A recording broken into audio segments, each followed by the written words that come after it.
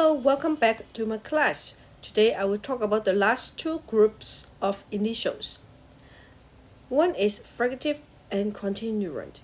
In this group, we have F, F, F, F, L, L, L, L, H, S, S, S, S.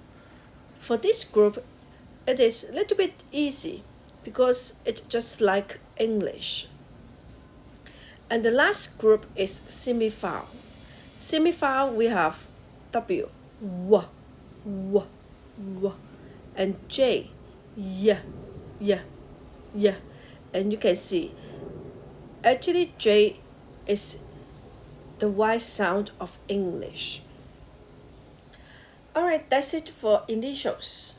Next time we will talk about finals. See you next time. Bye bye.